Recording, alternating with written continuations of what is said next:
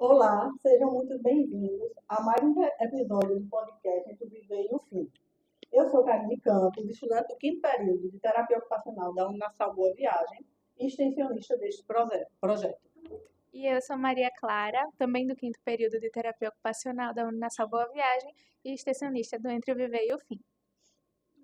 Ao longo dos últimos episódios, temos conversado sobre diferentes dimensões dos cuidados paliativos, da vida e do cotidiano.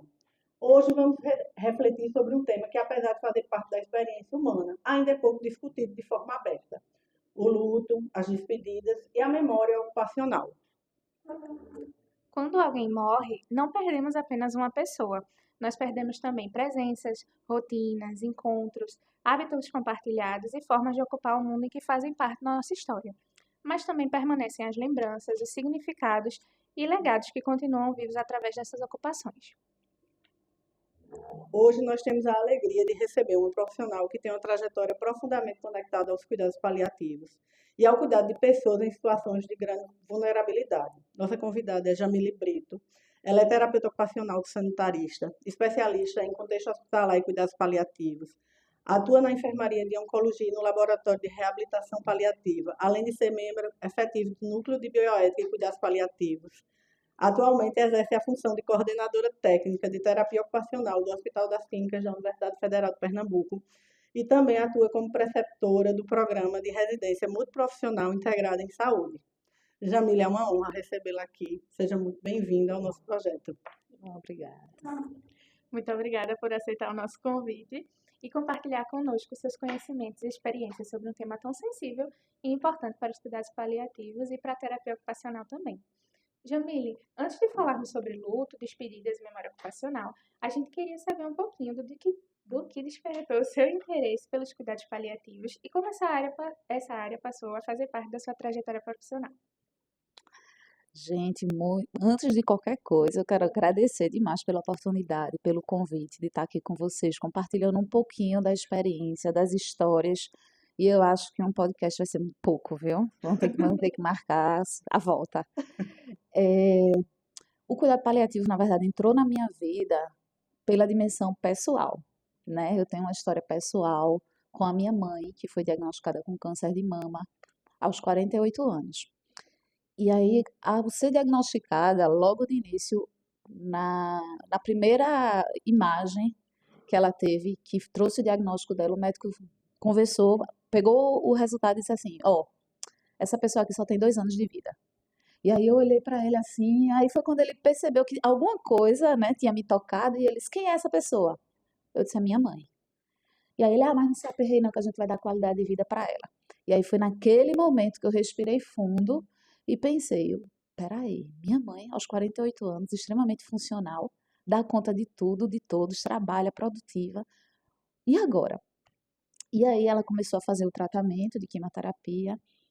E quando eu fui pegar a guia da quimioterapia, estava lá, assinado, né? Várias modalidades de tratamento, adjuvante, neoadjuvante e paliativo. E estava lá marcado paliativo. E naquele momento, a primeira coisa que me veio foi uma revolta. Foi o sentimento que eu tive. Como assim? Minha mãe, ativa, jovem, 48 anos, em cuidado paliativo, ela está morrendo? Não, ela não está morrendo. Eles estão desistindo da minha mãe. Então, foi nesse cenário, pela primeira vez, que eu ouvi o termo cuidado paliativo. E a partir dali eu comecei a dizer: não, eu preciso fazer algo por minha mãe. E aí eu fui vendo ao longo do processo aquela pessoa que só teria 2 anos de sobrevida, viveu 6 anos e viveu muito bem, obrigada. O tempo todo muito ativa, participativa nas atividades dela, daquilo que era mais importante para ela. E aí, quando findou os 6 anos, que ela olhou para a gente e disse assim: Eu preciso ir para o hospital. Foi o primeiro internamento dela. Ela internou no sábado. Na quarta-feira ela faleceu, mas antes de sair para o internamento, ela olhou para casa, ela se despediu da casa, passou pela Agamenon Magalhães olhando e eu entendendo que ela estava se despedindo, inclusive do caminho.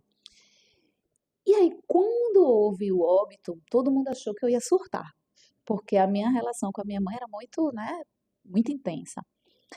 Era muito amor de fato. E aí, para minha surpresa, eu não surtei. E para as pessoas também eu não surtei. E aí eu comecei a perceber o que era. Aí o termo cuidado paliativo começou a ter sentido para mim naquele momento. Porque eu comecei a ver o quanto de vida que a minha mãe teve durante esses 6 anos e o quanto a doença, que não era uma coisa boa, a gente não queria que isso tivesse acontecido, mas que trouxe outras coisas que agregaram valor à nossa relação, à nossa vida. E aí, a partir disso, eu tirei uma licença, né? Que quando morre um ente querido, a gente tira uma licença no trabalho. Quando eu voltei para o trabalho, aí teve uma reunião na equipe, lá no Hospital das Clínicas, e aí tinham pedido uma terapeuta. Nesse momento eu era da pediatria, e aí quando eu voltei da licença, aí teve uma reunião porque o setor de oncologia tinha solicitado uma terapeuta ocupacional. E aí eu disse, aí todo mundo começou a colocar suas dificuldades de ir. Uma amiga olhou para mim e disse, eu não tenho condições de olhar para a cara da morte todo dia. E aí eu disse, eu vou. E aí naquele momento todo mundo olhou para minha cara e, como assim tu vai? Né? Tu acabou de perder tua mãe? E aí eu me lembro como se fosse hoje, a frase que eu disse, né? Se eu conseguir dar qualidade de vida, pelo menos a uma pessoa naquela enfermaria, como minha mãe teve, eu já cumpri minha missão. Então, foi nesse cenário que o cuidado paliativo surgiu na minha vida. Quando eu comecei a perceber que não era sobre a doença, mas era sobre toda uma vida que existia por trás de um diagnóstico, de uma possibilidade de tratamento curativo ou não, entende? É. Ai, deixa eu respirar, gente. Quando a gente fala em luto, muitas pessoas associam imediatamente à morte. Mas o luto é um processo muito mais amplo. Você, por exemplo, teve a revolta no diagnóstico, porque ali você já estava entrando no luto, Isso. né? E como podemos compreender o luto atualmente? Primeiro, eu acho que a gente precisa entender o luto como algo natural, um processo que vai acontecer diante de uma condição que a gente perde algo importante. Então, há pouco tempo atrás, há 2 semanas atrás, eu perdi minha aliança. Perdi não. A gente precisa tirar os acessórios, né, quando a gente vai trabalhar dentro da enfermaria do hospital. Enrolei no papelzinho e botei dentro da bata. Na hora de ir para casa, na agonia, na vontade de ir para casa, peguei o papel e joguei fora, no lixo. No lixo. Quando eu estava no meio do caminho, eu me lembrei: eita, minha aliança. Naquele momento, foi instalado um luto em mim. Porque eu perdi algo que era importante, que era significativo. Então, a gente tem a tendência de pensar o luto como algo só relacionado à morte, né? Só vive o luto quem perde alguém por morte. Mas não. Nós vivemos o processo de luto, que é natural à essência humana, mas sempre que a gente perde algo que tem sentido e que tem importância na vida da gente. Então, isso, eu dei o exemplo aqui de um objeto, mas que logo depois veio ressignificando, né? Quando eu disse ao meu marido, vou levar um bale. Aí eu, ó, perdi a aliança. Aí ele, isso aí, isso é besteira, a gente resolve. Aí eu liguei para uma colega, cata o lixo do hospital. Botaram a luva e eu achei minha aliança. Então, assim, resolveu. Foi algo que passou. Mas muitas vezes não é algo que a gente consegue recuperar. Então, trazendo um pouquinho sobre essa questão da morte propriamente dita, é um luto que vai se instalar e que, se a gente não cuidar diante de todo o processo, não só apenas diante do falecimento, a gente corre o risco de desenvolver o que a gente chama de luto complicado, que é um luto doentio, que a pessoa acaba levando para toda a vida dela aquela, eu digo, arrastar das correntes, que não é estar triste. Estar triste, a gente fica triste todos os dias, mas viver uma vida triste em detrimento de algo que talvez a gente não consiga mais mudar, aí é onde a gente precisa tomar o cuidado e precisa ter atenção, né? E aí toda a equipe. Então, eu acho que primeiro de tudo é a gente entender que o luto não é doença, é um processo natural que faz parte da vida e que a gente precisa não, porque a gente acaba exigindo das pessoas que saiam daquele lugar, né?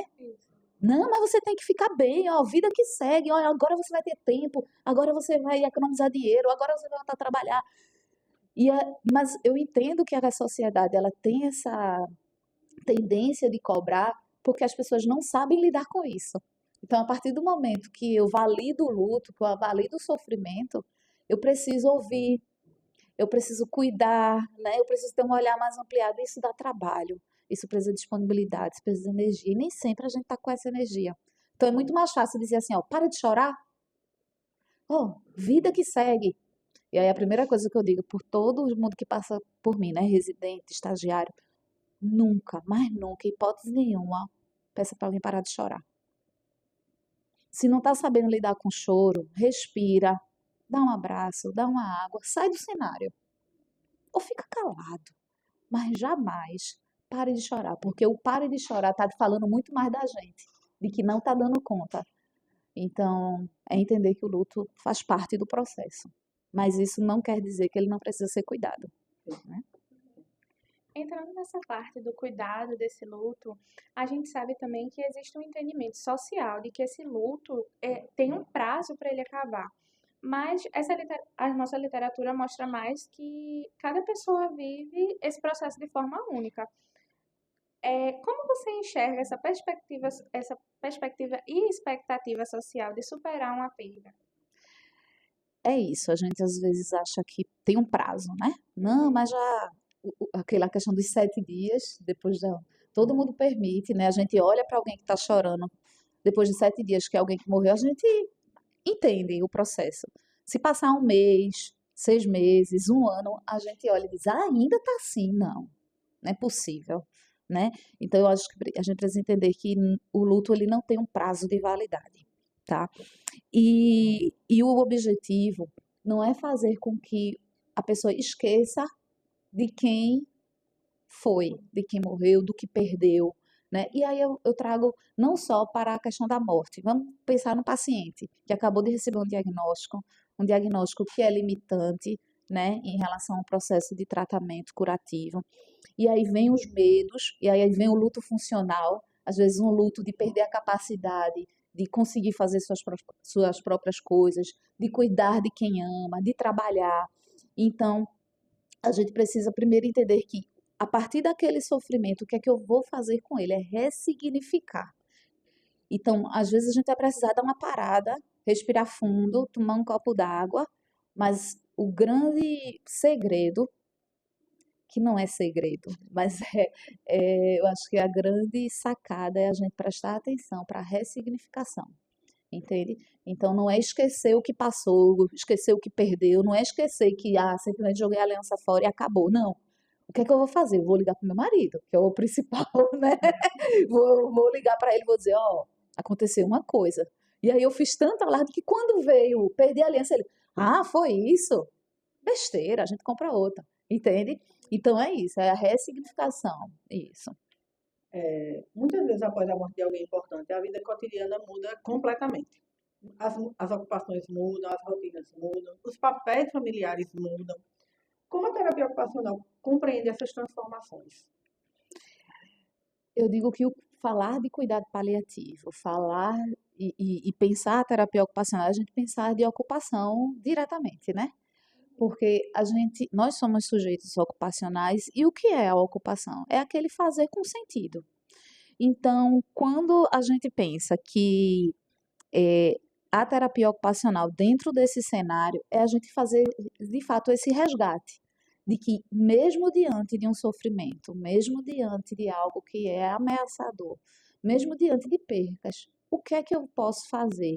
O que é que tem de vida nisso? Eu me lembro muito de um caso de um paciente, no final de ano a gente fez uma atividade na enfermaria para que os pacientes os pacientes eles iam fazer um cartão de Natal para presentear os profissionais.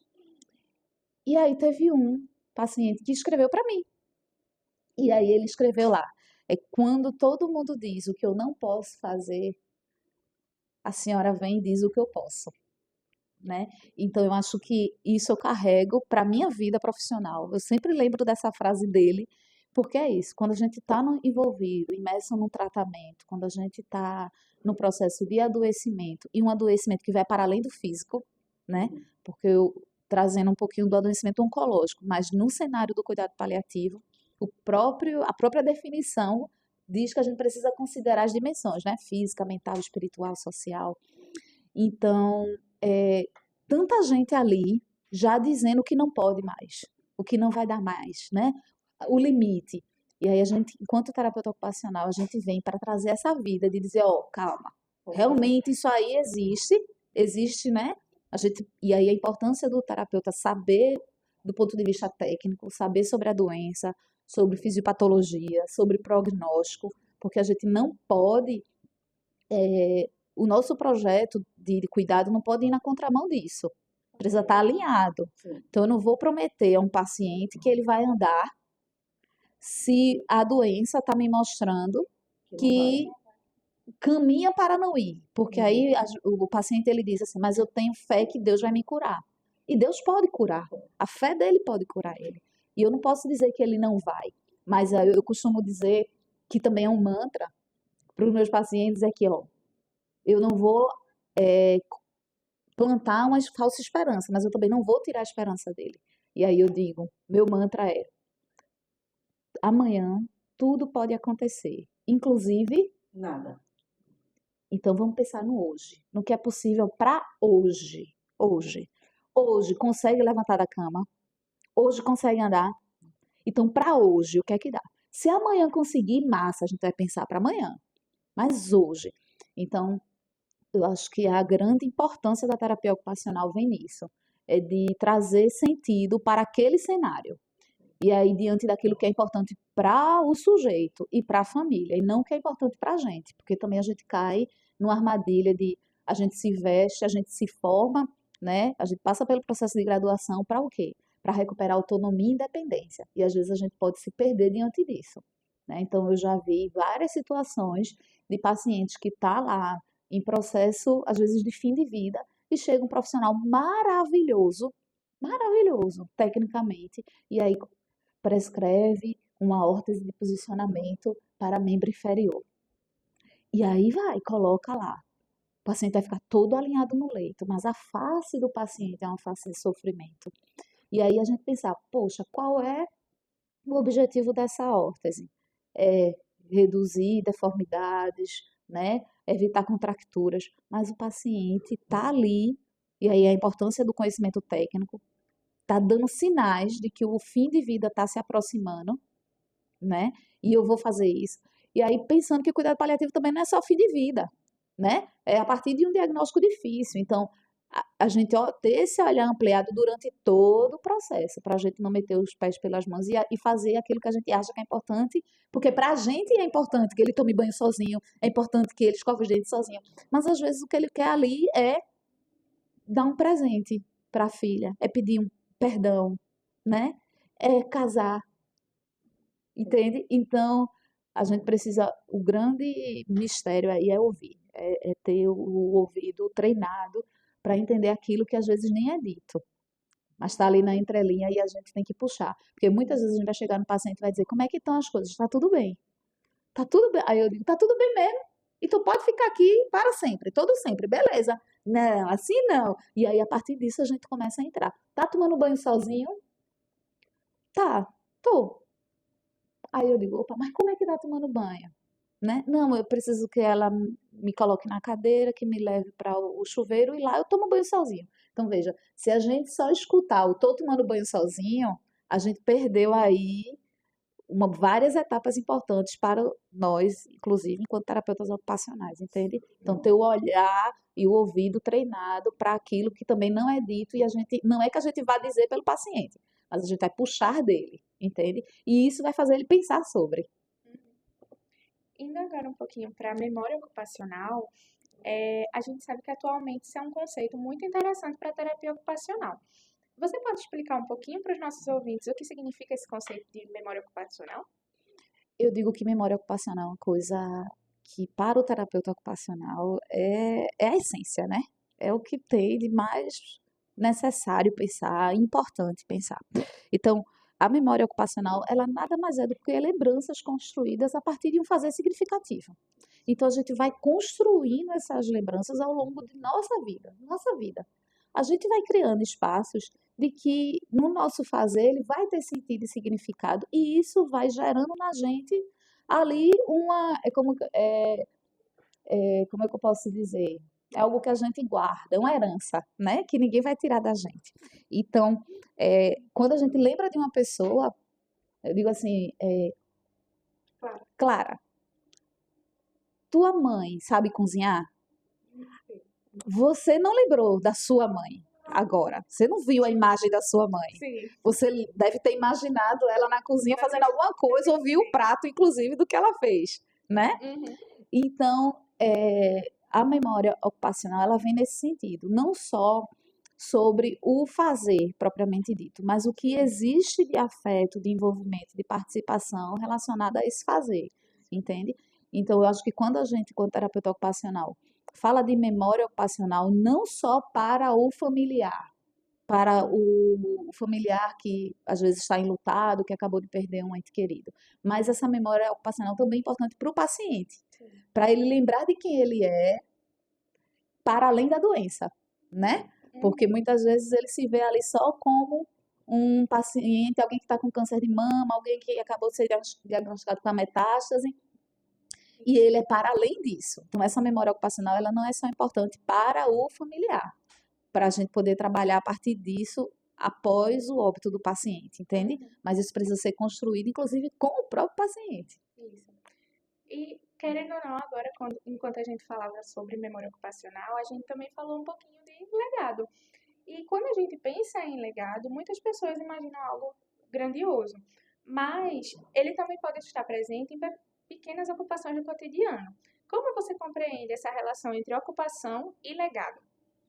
Exatamente, como você falou, Clara, quando a gente pensa em legado, a gente pensa em grandes coisas, mas na verdade o legado ele é construído pelas pequenas coisas, né? Quando a gente olha para a vida da gente, normalmente a gente não vai lembrar daquelas coisas.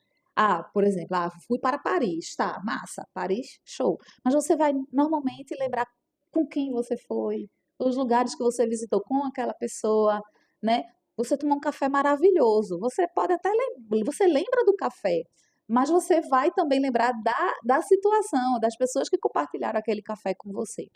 Então, assim, as ocupações, elas são uma forma poderosa de transmitir esses valores, né?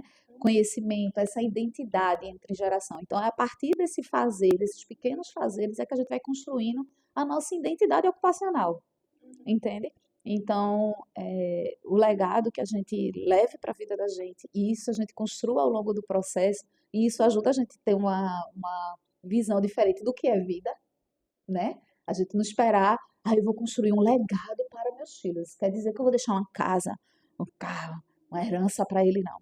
Porque isso vai ser até importante para ele, mas ele vai conseguir construir isso, né? Sozinho. Mas ele vai muito mais lembrar das noites que a gente passou junto, assistindo um filme, agarrado, entendeu? Da companhia. Então, agora passou o Dia das Mães, meus filhos são mestres em fazer isso, né? Então, eles fazem as cartinhas dizendo: obrigado pelas vezes que a senhora não foi trabalhar, né?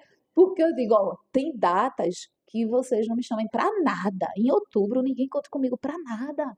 Porque outubro é aniversário de casamento, é o meu aniversário, é o aniversário dos meus 2 filhos. Eu não tô para ninguém. Porque eu quero, e eles sabem disso, que eles são importantes durante o ano todo para mim. Mas naquele mês é nosso, acabou-se.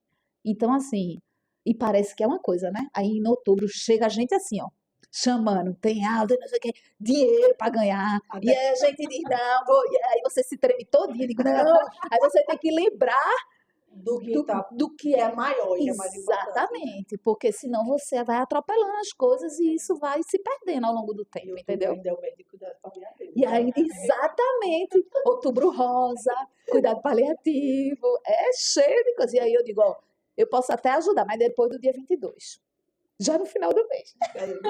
Dá mais granada. Mas aí, assim, você falando, foi você falando e eu lembrando de memórias minhas com meu filho, com minha mãe, com meu pai, com meus irmãos. E realmente, eu não lembro de onde, mas eu lembro que aconteceram. Exatamente. Né? E eu acho que é isso que mantém realmente esse legado. E existe uma forma de a gente continuar conectado a alguém através das ocupações que essa pessoa nos ensinou ou compartilhou conosco. Exatamente. A gente precisa quando a gente fala de processo de luto, quando a gente fala do cuidado ao familiar, a gente precisa resgatar ele para o lugar de que, assim, no meu objetivo não é que ele esqueça, não é que ele simplesmente respire, beba água e continue, mas que ele pode continuar, aquela pessoa, aquilo que era importante para ele, continue vivo, né? Continue ativo dentro do dia da vida dele.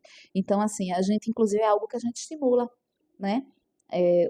As famílias, os nossos entes, a como a gente manter isso vivo. E aí, muitas vezes, as pessoas criticam de, isso é viver preso ao passado, né? A pessoa vai ser difícil se desacorrentar desse processo, mas não, ela vai, aí a gente volta para o início, a questão do ressignificar. Então, eu fazer algo que minha avó gostava de cozinhar, eu aprender, desenvolver um artesanato e visitar um lugar, né? Ver uma missa pela televisão, isso vai ser uma forma de eu resgatar aquilo que eu perdi, que é significativo, porque eu digo assim, a gente só sente saudade do que é bom. A Sim. gente sente saudade do que é ruim? Não. Então, o sentimento de saudade, ele é bom, porque a gente está dizendo o valor que aquilo tinha para a gente, a importância que aquilo tinha para a gente. Mas como é que a gente pode resgatar isso no nosso dia, no nosso cotidiano, e fazer com que a gente respire?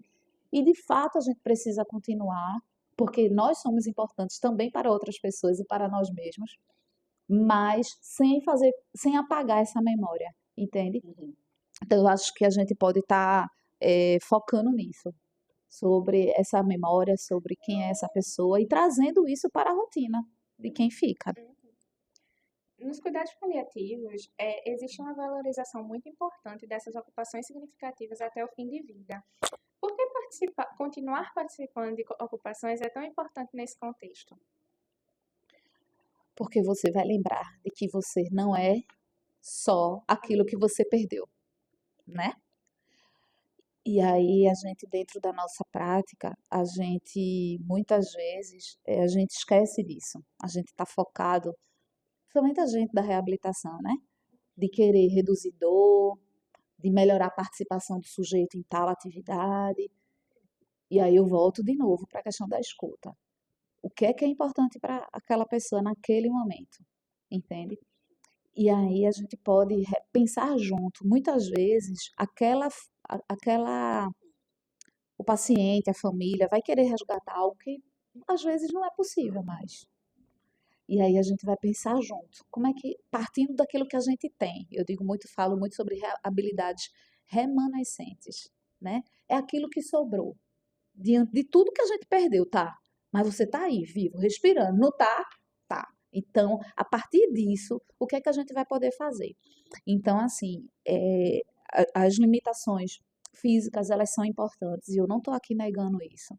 Então, dor, fadiga, né? A questão da falta, a falta do sono mesmo, a insônia, o medo de morrer, isso atrapalha muito, inclusive na formulação de projetos de vida mesmo. E a gente pode falar e deve falar de projeto de vida em cuidado paliativo.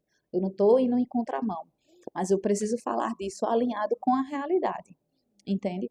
Então, várias histórias eu tenho para contar de pacientes que quiseram, por exemplo, passaram a vida toda querendo casar.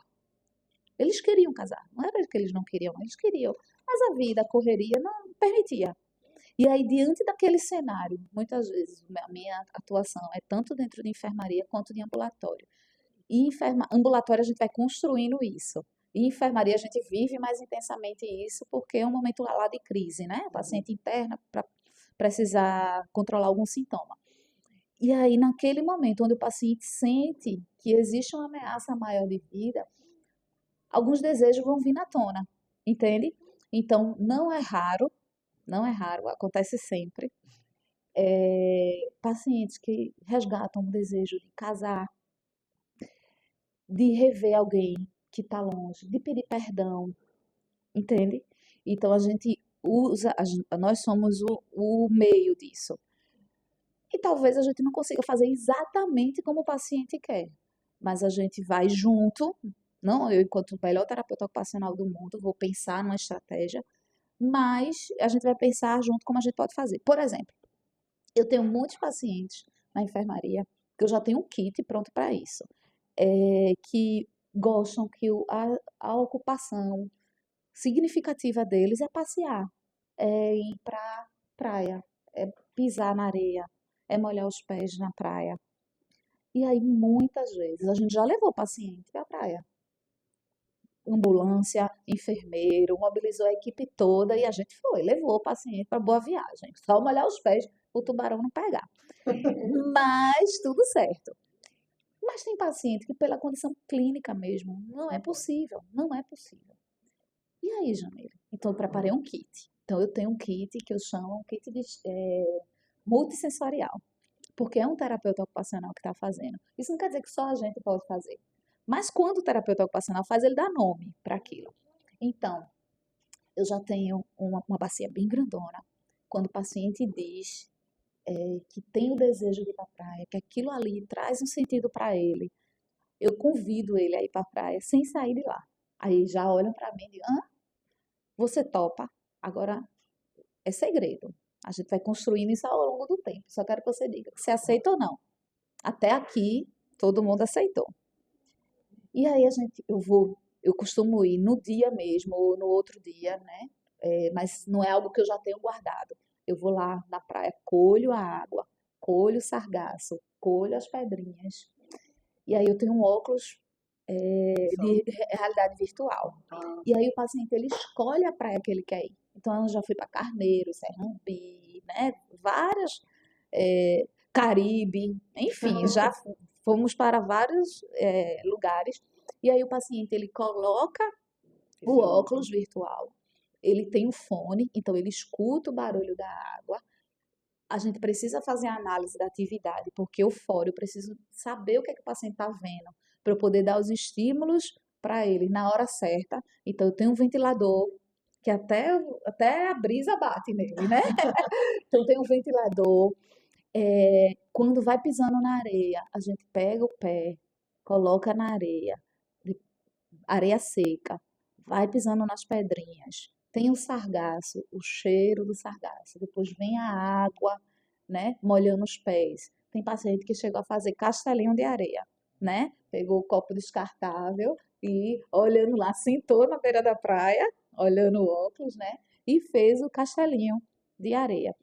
E depois, quando finaliza, toma uma boa água de coco, chupa um picolé, né? E aí a gente alinha com outros profissionais da equipe. Então a gente, para fazer isso, veja, para quem passa e olha, faz, ai, que lindo! Mas aquilo ali tem um significado, primeiro para o paciente, e tem uma análise de atividade também, né? Dos estímulos que eu posso dar, os estímulos que o paciente vai tolerar. Então, já teve paciente, por exemplo, com a hiperestesia, que quando eu derramei a água, ele, ai, tá muito gelado, tá muito gelado, tá muito gelado. E a água não estava gelada, mas era por conta da sensibilidade térmica que ele tinha, por conta do processo de adoecimento. E tá tudo bem. Eu não posso dizer, mas tem que ter a água, né? A água vai fazer parte. Então, a gente precisa pensar rápido e então ele vai cheirar, né? Então eu vou botar ali a água para o sargaço para que ele sinta esse cheiro. E então a gente vai construindo isso junto com o paciente e aí para a gente também não correr o risco, perdão, da equipe achar que isso é algo aleatório. Porque aí o que é que é raro, mas acontece sempre. Amo minha equipe, mas às vezes chega, e eu digo aqui porque a gente já conversou sobre isso lá. Diz assim, paciente tal falou que gostava de praia. Leva, eu disse a ele que a terapeuta ocupacional ia levar um negócio para ele. Aí eu digo, calma, não é assim. A gente precisa avaliar. Tem perspectiva de alta? É uma atividade, ele só gosta, não é porque gostar de praia eu também gosto, mas nesse momento aqui tem sentido para ele. É a coisa mais importante. É a coisa mais importante, exatamente, entendeu? Ele tem, do ponto de vista clínico, é um paciente que está em isolamento, porque se está em isolamento não é que não vai fazer, mas a gente vai fazer diferente, entende? Então, assim, precisa de toda uma análise e a gente não cair no movimento de que é lindo, é importante, é fofinho, sai na mídia do hospital, Bora fazer. bora fazer de forma aleatória, entende? Então, é trazer isso para o que é significativo e importante para aquele momento, entende? E falando nisso, né? Então, você já falou de algumas coisas que fez para alguns pacientes, né? A questão de levar fisicamente, ou levar afetivamente à praia, sensorialmente, celebrar com a família, pedir perdão, ou o que for. Qual é o impacto da realização desses desejos, da qualidade de vida dessa pessoa que está em fim de vida? Eu resgato com o paciente a tal autonomia que a gente fala tanto, né? A gente aprende tanto em sala de aula que terapia ocupacional, autonomia e independência. Autonomia e independência, autonomia e independência. Tá, mas o que é de fato autonomia? É eu ter a capacidade de poder escolher. Então, chega um momento no processo de adoecimento do paciente que escolher já praticamente não existe essa possibilidade. Todo mundo ali está dizendo, está ditando o que é importante, o remédio que tem que tomar, a hora que tem que dormir, né, o que tem que fazer, o que não pode fazer, enfim. E aí resgatar essa autonomia do que é, ó, calma, é sobre você, fale você o que é importante para você, né? Então, esse é o principal sentido, sabe? É a gente poder resgatar isso. E aí, isso é que é autonomia. Então, eu falo muito que a gente promove a autonomia até o último respirar do paciente. E como é que a gente faz isso? O paciente está lá no leito de morte, muitas vezes, sem conseguir abrir o olho, sem conseguir contactuar, às vezes numa respiração mais difícil, mais curta. E como é que eu vou conseguir, Jamila, autonomia com esse paciente? Se eu conheço a história dele, se eu sei quem é esse paciente, o que é importante para ele, até naquele momento eu consigo manter o que ele quer, o que ele gosta, de colocar uma música que é importante para ele, de manter a pessoa que é importante junto dele, de fazer uma massagem ou não fazer uma massagem, de fazer uma oração ou não fazer uma oração, né? De ter uma imagem ou não ter uma imagem perto do leito dele, porque isso tem sentido para ele.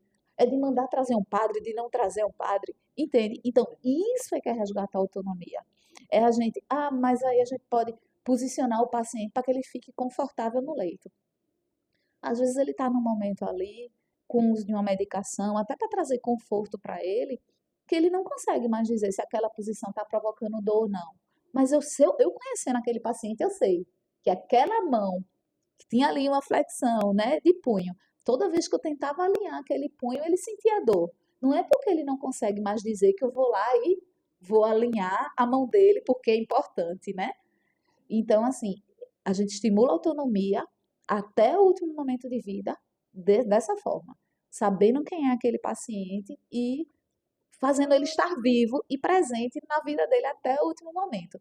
E muitas vezes a gente não conhece o paciente internou, já é um paciente grave, e a gente colhe essa história com a família. Aí entra a importância da família, né? Porque muitas vezes também é o que eu digo aos estudantes quando passam lá pela enfermaria, não é sobre o terapeuta fazer uma massagem, não é sobre o terapeuta botar uma música. A gente precisa empoderar essa família também do papel dela, do que ela pode fazer. Porque isso vai trazendo a família para uma situação ativa naquele processo de cuidado. Ela não fica velando muitas vezes o paciente em vida. Muitas vezes a gente passa pelo leito e tá lá a família dizendo assim, doutora, o médico disse que é só esperar a hora. E tá lá esperando a hora mesmo, olhando para o paciente, esperando que o paciente dê o último suspiro. Então, dá uma sensação, e quando a gente vai se aproximar desses familiares, eles falam muito dessa sensação de impotência, de não conseguir, não saber mais o que, não posso mais fazer nada por ele. E aí a gente vem dizendo assim, oxe, pode, não está vivo, não está aí. Se você está aqui é porque ele está aí. Então, vamos fazer. O que é que gosta? O que é que gosta de ouvir? Né? Gosta de massagem? Gosta de toque? Porque, por exemplo, eu não sou uma pessoa que gosta muito de toque. Então, por favor, ninguém venha estar mexendo muito em mim que eu vou ficar arretada, mesmo não conseguindo mais falar. Mas eu tô aqui, viu? Nossa, esse podcast quando eu estiver lá. Não queira mexer muito em mim, tá? Gosto de louvor. Digo ao meu marido, amo. A comida que eu quero, se eu conseguir comer, é pavê com cerveja, sem álcool, porque eu não bebo. Mas eu gosto da cerveja. Então, aí eu já fui dizer isso, a pessoa, cerveja com patê, não, pavê mesmo, pavê, o doce, pavê. Aí veja, para quem escuta isso, de que doidice, mas para mim tem um sentido, para mim tem um E isso só afeto. quem sabe é a família. Isso, O exatamente, terapeuta não vai saber. exatamente. Não tem como. Assim, Isso, principalmente se o paciente não tiver no momento que ele consiga falar. exato, Por isso que o papel da família é tão importante. exatamente. E justamente desse ponto de vista da terapia ocupacional, como é que a gente pode colaborar para tornar esses desejos possíveis? Ouvindo, Sim. escutando, compreendendo, né? E entendendo exatamente o que faz parte da história daquele paciente, daquela família. Então, o ponto principal, eu vou voltar sempre para a escuta e a comunicação. A gente precisa se comunicar bem, não só com o paciente, mas com a família, porque a família pode ajudar, mas ela também pode atrapalhar o processo se ela não estiver compreendendo de fato qual é o objetivo daquela nossa intervenção. A comunicação e a escuta também com a equipe, entende? Então, o terapeuta ocupacional, por melhor que ele seja, ele não trabalha em uma ilha, sozinho. Apesar da gente olhar o sujeito, né, biopsicossocial, a gente não vai dar conta dessas dimensões sozinhas. Então, Sim. comunicação e escuta é a palavra-chave. E uma ideia muito presente nesses cuidados paliativos é que o cuidado não vai terminar com a morte. O que essa afirmação vai significar para você? Que se existe ocupação, se existe vida, precisa existir cuidado. Então, a gente precisa continuar cuidando dessa família, porque muitas vezes esse familiar, a única ocupação dele passou a ser só o cuidar, né? O cuidar do outro. Então, foi abandonando mesmo outras atividades, aquilo que era significativo para ele, em prol desse cuidado. E quando eu não ocupo mais esse lugar, quando eu não tenho mais esse papel, muitos familiares eles se sentem perdidos. E aí é onde vem o adoecimento, onde vem um luto complicado, né? Porque eu não consigo me ver mais para além disso. Então a gente precisa resgatar junto a esse familiar, não baseado no tempo. Não é porque agora já deu tempo suficiente para levantar a cabeça e dar a volta por cima. Não é sobre tempo, mas é sobre o legado do que quem deixou e o cuidado de quem ficou. E entendendo que quanto mais presença a gente tenha, quanto mais aquele familiar presente ele se envolveu naquilo, mais sofrimento vai existir, mas muitas vezes maquiado ali de algo que está bem, né? Uhum. Às vezes você olha a pessoa que está bem, Mas mas por dentro não está, entende? E aí a gente precisa ter essa sensibilidade e continuar cuidando do paciente. Na minha atuação no hospital a nível ambulatorial, a gente, por exemplo, eu fiz uma atividade agora no final do ano, em dezembro, de tentar reunir os pacientes para fazer uma confraternização de Natal. E aí, por incrível que pareça, os pacientes, cada um com suas limitações, não conseguiu ir. E aí a maioria das pessoas que foram eram os familiares enlutados. Eram familiares que passaram. Aí eu não acho que nada é coincidência. Quando eu olhei aquilo ali, eu digo, rapaz, que oportunidade boa. Porque a gente não tem ainda dentro do hospital um ambulatório de luto, né? Então a gente está falando aqui dessa importância, mas na prática é muito difícil. Porque a gente, por exemplo, a gente quando atende o familiar, a gente atende, mas evolui lá, registra no prontuário do paciente. O paciente Quando o faleceu. paciente falece, a gente não consegue mais reabrir aquele prontuário e registrar. Aí a gente diz, eita, a gente vai abrir um prontuário para o paciente, para o familiar, mas isso vai gerar outras coisas para o hospital. Tem um fluxo para abrir prontuário. Eu não consigo abrir dessa forma. E aí é isso, é a gente pensar em equipe, como é que a gente pode abordar esse familiar de fato, efetivamente. Então, eu, enquanto terapeuta ocupacional, a gente tem uma psicóloga no serviço que acaba atendendo esses familiares, mas de uma forma ainda muito incipiente, muito informal, entende? O que você gostaria que as pessoas compreendessem sobre o luto, que ainda é pouco discutido na nossa sociedade? Que o luto não é um sinal de fraqueza, né? e que é algo que precisa ser vivido, inclusive. Quando a gente não vive o luto, a gente acaba tendo alguns problemas, né, com o passar do tempo. Então, ele não tem tempo para ser superado, ele pode estar ali presente para o resto da vida, mas que esse processo ele não paralise, entende? Que ele seja ressignificado. E aos nossos estudantes de terapia ocupacional, eu faço um convite, né, para que cada vez mais compreendam, tenham curiosidade, se aproximem mais sobre o cuidado paliativo. Vão de coração aberto, sem julgamento, né? Porque muitas vezes, e não é culpa nossa, é o que a gente ouviu falar, é o que a gente aprendeu, e que a gente possa ir aprendendo com as experiências de que, na verdade, ninguém precisa ser um especialista em cuidado paliativo, mas a gente precisa saber o que é e ter uma abordagem paliativa, independente da área que a gente esteja. Porque, veja, se eu estiver cuidando de uma criança, se eu estiver cuidando na reabilitação física, no centro de reabilitação, enfim, totalmente para a gente, né, fora do cenário da oncologia, do cuidado paliativo, quem daqui não vai querer ser cuidado como um todo? Quando a gente vai para um médico, que o médico só receita o remédio, nem olha para a gente sai como daquela consulta? Não volto mais. A gente diz, Fé Maria, horrível, não volto mais. Porque ele só medicou minha doença.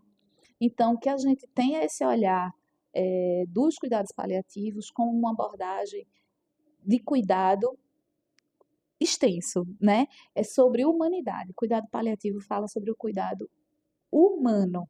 É cuidar de pessoas para além do que elas carregam nos corpos.